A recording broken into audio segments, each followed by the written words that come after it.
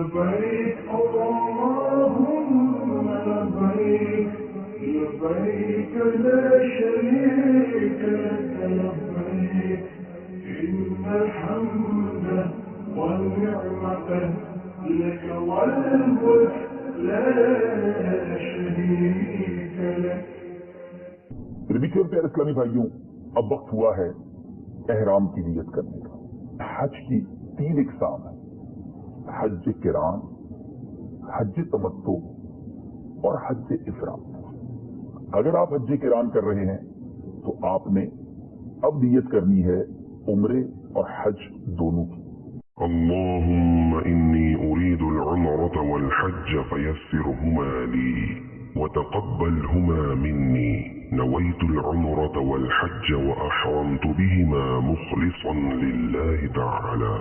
اے اللہ عز و جل، میں عمرہ اور حج دونوں کا ارادہ کرتا ہوں، تو انہیں میرے لیے آسان کر دے اور انہیں میری طرف سے قبول فرما۔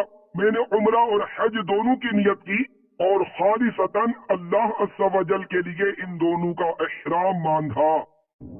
رفیق الحرمین نے ان تینوں حج کی نیتیں تحریر کی ہوئی ہیں۔ اگر آپ حج تمتع کر رہے ہیں تو یاد رہے آپ نے فقط عمرے کی نیت کرنی ہے۔ یاد رہے آپ کا عمرہ مکمل ہونے کے بعد حج تمتع کرنے والے 7 یا 8 ذوالحجہ کو مینا جانے سے پہلے حج کی نیت کریں گے۔ اللهم إني أريد العمرة فيسرها لي وتقبلها مني وأعني عليها وبارك لي فيها. نويت العمرة وأحرمت بها لله تعالى. اے اللہ عز و جل، میں عمرے کا ارادہ کرتا ہوں، میرے لیے اسے آسان اور اسے میری طرف سے قبول فرما اور اسے ادا کرنے میں میری مدد فرما اور اسے میرے لیے بابرکت فرما۔ میں نے عمرے کی نیت کی اور اللہ عز و جل کے لیے اس کا احرام باندھا۔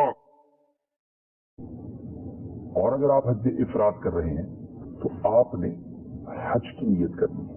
اللهم إني أريد الحج فيسره لي وتقبله مني وأعني عليه وبارك لي فيه. نويت الحج وأحرمت به لله تعالى.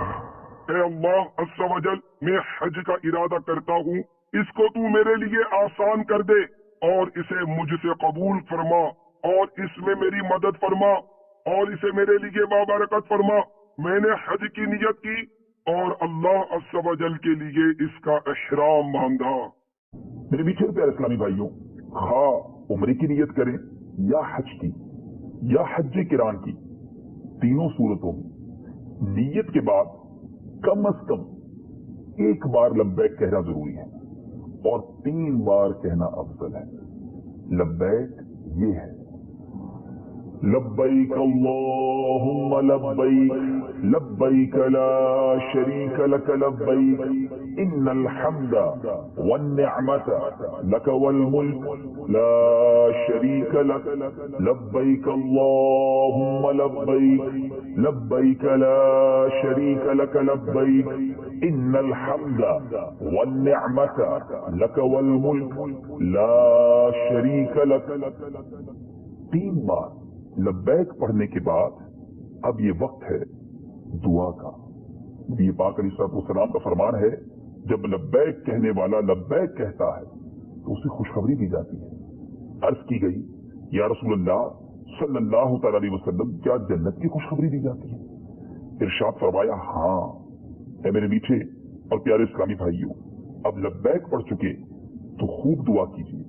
حدیث پاک میں آتا ہے کہ نبی پاک علیہ السلام جب لبیک سے فارغ ہوتے تو اللہ سے اس کی خوشنودی اور جنت کا سوال کرتے اور جہنم سے پناہ مانگتے۔ آپ بھی خوب گر گڑا کر لبیک کے بعد اپنے رب کے حضور دعا کیجیے۔